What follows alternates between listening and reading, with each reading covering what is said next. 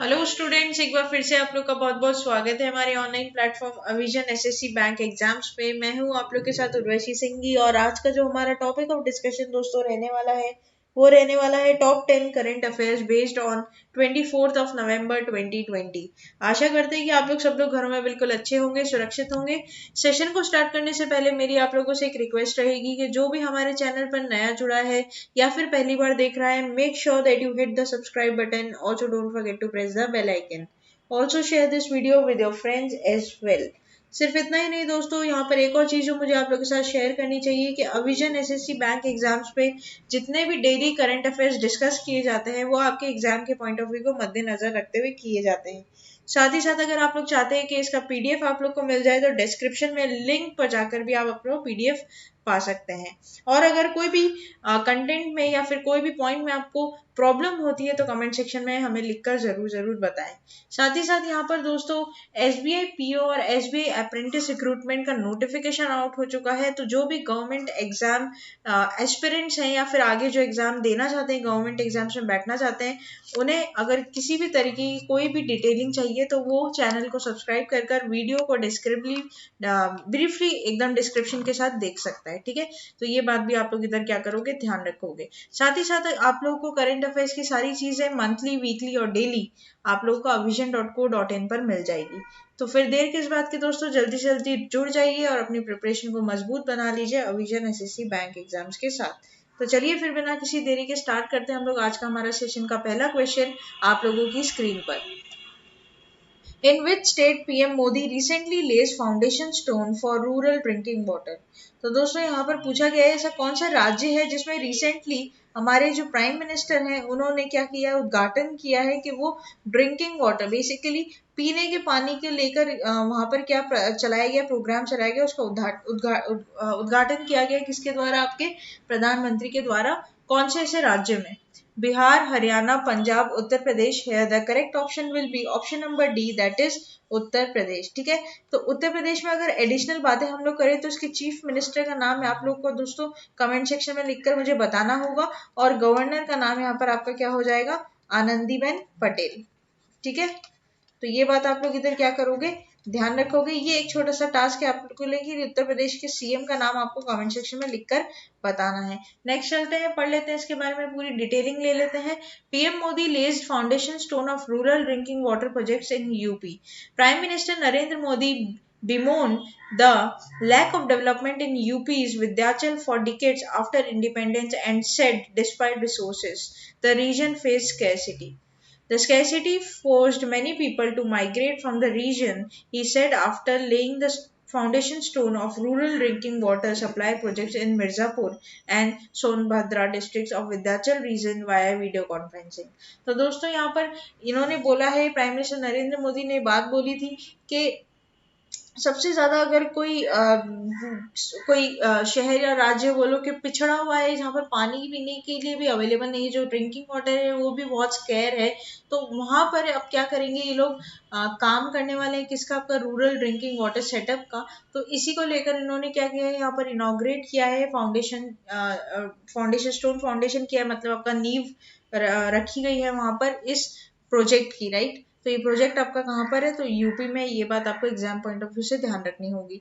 Modi also interacted with village water and sanitation committee before the event. तो यहाँ पर दोस्तों हर चीज को, मतलब विलेज में आपके सैनिटेशन का काम ढंग से हो, सारी स्वच्छताएं मिले, पानी का जो पानी पीने का पानी होगा बिल्कुल साफ मिले, साथ ही साथ आप लोगों के जो शौचालय है उनको भी अच्छे से देख रेख करी जाए। इन सब चीजों के लिए भी मोदी ने क्या किया है, आपका यहाँ पर कदम उठाए हैं। ठीक है, तो दोस्तों तो देखते हैं आगे आने वाले टाइम में ये कितना ज्यादा सक्सेसफुल प्रोजेक्ट रहेगा, ये आगे आने वाले टाइम में हमें मालूम चल जाएगा। नेक्स्ट चलते हैं क्वेश्चन नंबर 2 के ऊपर। The 59th national pharmacy week between. तो दोस्तों यहाँ पर नेशनल फार्मेसी वीक कब मनाया जाता है, ये बात आप लोग को पूछी है। 16 November to 20 November, 17 November to 21 November, 18 November to 22 November and 19 November to 23 November. Here the correct option will be option number A, that is 16 November to 20 November. तो बेसिकली दोस्तों मैं आप लोग को बता दूं ये हमेशा आपका सेकेंड वीक ऑफ नवंबर मनाया जाता है। ठीक है, जो भी डेट जिस भी साल पड़ेगी, इस साल 2020 में जो डेट पड़ी है वो 16 नवंबर से लेकर 20 नवंबर है। तो ये बात आप लोग ध्यान रखना, सेकेंड वीक ऑफ नवंबर में ये हमेशा मनाया जाएगा आपका। तो पढ़ लेते हैं एक बार।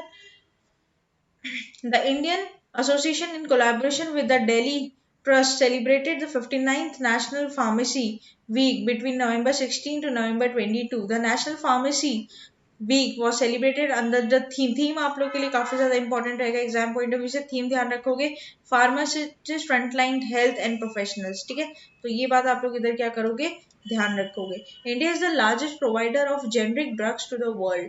The Indian pharmaceutical industries accounts to 50% of global vaccine demand। तो बेसिकली दोस्तों हमारा जो इंडिया है वो जेनरिक मेडिसिन का क्या है, आप लोगों का लार्जेस्ट प्रोवाइडर है, मतलब सबसे ज्यादा यहीं पर ही प्रोवाइड की जाती है जेनरिक मेडिसिन, प्रोड्यूस की जाती है, सॉरी।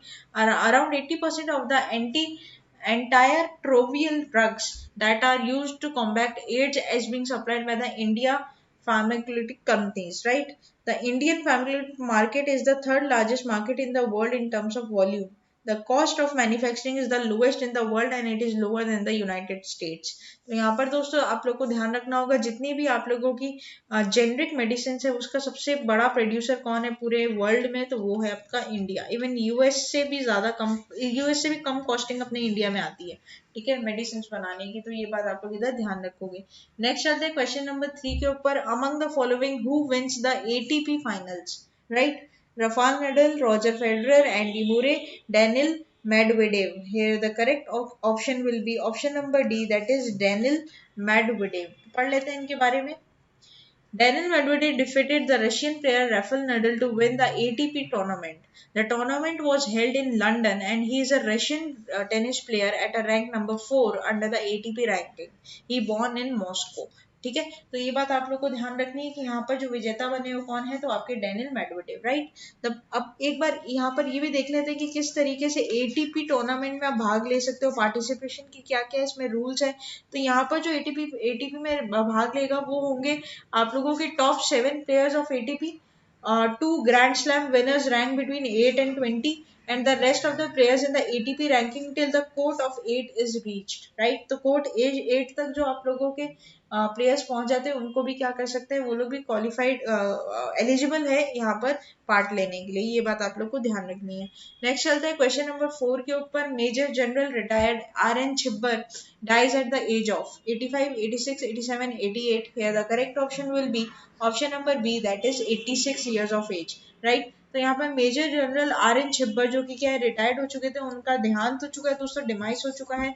और भी चीज आप लोग के एग्जाम के लिए काफी ज्यादा इंपॉर्टेंट रहेगी, तो ये बात आप लोग इधर ध्यान रखना। Major general retired RN Chhibber who had participated in 1962, 1965 and 1971 was passed away at his residence। He was 86 years of age, born on September 23, 1934। General Chibbar was commissioned into the army on June 2, 1995 and was posted in Afghanistan from 1972 to 1975 as a military attack। He was an outstanding officer who was commanded the 8th Jet Regiment and he expertise and exceptional strategy put him in the forefront of the brilliant officer। तो यहाँ पर दोस्तों ये बात आप लोग को ध्यान रखनी, जो RN छिब्बर थे वो रिटायर्ड मेजर जनरल थे, प्लस उन्होंने काफी ऐसी फाइट्स लड़ी है और यहाँ पर ये काफी बोलते हैं कि ये forefront as a brilliant officer, right? ये भी इनको बोला गया है। तो ये बात आप लोग इधर क्या करोगे, ध्यान रखोगे। नेक्स्ट चलते हैं हम लोग क्वेश्चन नंबर 5 के ऊपर। Which central bank becomes the world first bank to reach the 1 million followers on Twitter. तो यहाँ पर ऑप्शन है आप लोग के पास US Federal Reserve, European Central Bank, Reserve Bank of India, People's Bank of China. Here the correct option will be option number C, that is Reserve Bank of India. Reserve Bank of India के दोस्तों recently Twitter पर 1 million से ज्यादा followers हो चुके हैं और इन्होंने क्या तोड़ दी है, रिकॉर्ड तोड़ दिया है, गिनीज वर्ल्ड ऑफ रिकॉर्ड भी इनको बोला गया है। तो यहाँ पर एडिशनल अगर मैं बात करूँ तो आरबीआई एक्ट कब आया था, तो आरबीआई एक्ट आया था 1934 में। आरबीआई ने एस्टेब्लिशमेंट ईयर कौन सा है, तो वो है 1 अप्रैल 1935, राइट? बात कर लेते हैं प्रेजेंट गवर्नर की। तो प्रेजेंट गवर्नर आपके कौन हो जाएंगे, शक्तिकांता दास, ठीक है? उसके बाद बात कर लेंगे डेप्यूटी गवर्नर्स की। तो 4 डेप्यूटी गवर्नर्स होते हैं, जिसमें दोस्तों पहला जो आप लोग का गवर्नर हो जाएंगे वो कौन हो जाएंगे, महेश कुमार जैन, ठीक है। उसके बाद दूसरे नंबर पर आ जाएंगे आप लोगों के कौन, दूसरे नंबर पे राजेश्वर राव, ठीक है। तीसरे नंबर पे अगर बात कर लेते कि तीसरे नंबर के यहाँ पर डेप्यूटी गवर्नर कौन हो जाएंगे, तो वो हो जाएंगे आप लोगों की कौन, एमडी पात्रा। और बात कर लेते फोर्थ नंबर पे, तो फोर्थ नंबर पर हो जाएंगे आपके बीपी कानूनगो, ठीक है। तो ये आप लोग को एग्जाम पॉइंट ऑफ व्यू से एडिशनल चीजें ध्यान रखनी होगी। पढ़ लेते हैं इसके बारे में। RBI becomes the world first central bank to reach 1 million followers on Twitter. The Reserve Bank of India has beaten the US Federal Reserve and European Central Bank on Twitter by emerging as the most popular central bank on the micro blogging site with 1 billion followers. As per the latest information available on the RBI's Twitter handle @RBI, the number of followers has increased from 9.66 lakh on September 27, 2020 to 1 million or 10 lakh, right? तो ये बात आप लोग को इधर क्या करनी होगी, ध्यान रखनी होगी कि आरबीआई अब क्या बन चुका है, वर्ल्ड्स नंबर 1 सेंट्रल बैंक बन चुका है to reach the 1 million followers on Twitter, right. Next चलते हैं क्वेश्चन नंबर 6 के ऊपर। Which actor has been honoured with the 2020 Aditya Vikram Birla Kala Shikhar पुरस्कार? Here the options are Amitabh Bachchan, Nasruddin Shah, Manoj Tiwari, Radhika Apte. Here the correct option will be option number B, that is Naziruddin Shah, right? So veteran actor Naziruddin Shah has been honored with 2020 Aditya Vikram Birla Kala Shikhar Puraskar at annual Sangeet Kala Kendra Awards. Apart from this, Neil Chaudhary and Iravati Karnik were awarded at the Aditya Vikram Birla Kalakarni Puraskar. The Aditya Vikram Birla, Kala Shikhar and the Kala Kiran Puraskar Awards were instituted in 1996 by the Sangeet Kala Kendra, which was founded in 1973 by Aditya Vikram Birla, the former chairman of Aditya Birla Group, to honor the excellence in theatre and performing arts. तो दोस्तों यहाँ पर recently Nazruddin Shah को आपके आदित्य विक्रम बिरला काला शिखर पुरस्कार से सम्मानित किया गया है। आप लोग को ये लिए इंपॉर्टेंट रह सकता है एग्जाम पॉइंट ऑफ व्यू से। नेक्स्ट चलते हैं क्वेश्चन नंबर 7 के ऊपर। What is the name of India's first satellite? Aryabhatta Astrosat Saral Pratham. Here the correct option will be option number A, that is Aryabhatta. पढ़ लेते हैं एक बार। The Indian regional navigation satellite system IRNSS have been recognized by the International Maritime Organization as a part of worldwide radio navigation system for operation of Indian Ocean region. So basically दोस्तों, India has become the 4th nation to get the IMO, that is Indian International Maritime Organization nod for the navigation system satellite. Basically oceans में भी अब क्या होगा दोस्तों, navigation का system लगा दिया है और ऐसा इंडिया क्या बन चुका है, चौथा देश बन चुका है पूरे वर्ल्ड में। The other 3 countries that have the navigation system recognized by IMO are the US, that is Russia, China and US, right. तो तीन तो और ऐसे देश हैं और अब साथ में किसका नाम जोड़ गया है, इंडिया का नाम भी जुड़ चुका है, ठीक है। ये बात ध्यान रखना। The IRNSS will now be officially used to provide accurate position information services to assist the navigation of ships in Indian Ocean waters with the area of approximately 1500 km from the Indian boundary. Next चलते हैं question number 8 के ऊपर। Headquarters of NASA located at Basel, California, Washington, New York. Here the correct option will be option number C, that is Washington. पढ़ लेते हैं एक बार इसके बारे में। The US Space Agency NASA and the European Space Agency ESA successfully launched Copernicus Sentinel-6 Michael Freilich satellite to monitor the rise in global sea level. The joint US-European satellite lifted off on the SpaceX Falcon 9 rocket from the Space Launch Complex 4E at Vandenberg Air Force Base in California, right? तो ये बात यहाँ पर आप लोग को ध्यान रखनी होगी कि नासा ने रिसेंटली सक्सेसफुली लॉन्च किया है क्या आप लोगों का सैटेलाइट, जिसका नाम आपको थोड़ा सा मगअप करना होगा दोस्तों। नेक्स्ट चलते हैं हम लोग क्वेश्चन नंबर 9 के ऊपर। Who is going to host G20 summit in 2023? Very very important from the exam point of view. 2023 में Who is going to host the G20 summit in 2023? तो यहाँ पर आप लोगों का क्या हो जाएगा, that is 2023 में आप लोग का G20 summit का जो देश है जो होस्ट करने वाला है वो आपसे पूछा गया है। तो ऑप्शन है आप लोग के पास Saudi Arabia, India, Russia, USA. Here the correct option will be option number B, that is India, right. तो इंडिया में 2023 के G20 समिट्स दोस्तों यहाँ पर होने वाली है, ठीक है। ये बात आप लोग क्या करोगे, यहाँ पे ध्यान रखोगे। पढ़ लेते हैं एक बार हम लोग वापस से। The G20 summit of 2020 was hosted by Saudi Arabia recently. The subsequent G20 summits are held in Italy इन 2021। तो 2021 में कहाँ पर हो रहा है अभी दोस्तों, नेक्स्ट होने वाला है इटली में, फिर होगा आपका इंडोनेशिया में, फिर होगा इंडिया में, और फिर होगा आपका ब्राजील में, राइट। ये बात आप लोग ध्यान रखना, very very important. The main focus on summit was on resilient, inclusive and sustainable recovery from COVID-19 crisis. During the summit, the leaders discussed on the preparedness of the countries in response to the pandemic. They also shared their vision on building a resilient future, right। तो ये बात आप लोग इधर क्या करोगे, ध्यान रखोगे कि यहाँ पर जो मेन फोकस रहेगा समिट का वो क्या रहेगा आप लोगों का, कि किस तरीके से कोविड-19 क्राइसिस को हम लोग क्या करें, ओवरकम करें, राइट। अच्छा, नेक्स्ट चलते हैं question number 10 and the very very last question of this session. Which one is the highest, second highest populated district in India. तो आप लोग को यहाँ पर बताना है कि कौन सा ऐसा इनमें से सेकंड हाईएस्ट पॉपुलेटेड डिस्ट्रिक्ट है इंडिया का। Pune, Thane, North 24 Parganas, Mumbai. Here the correct option will be option number C, that is North 24 Parganas, West Bengal, right.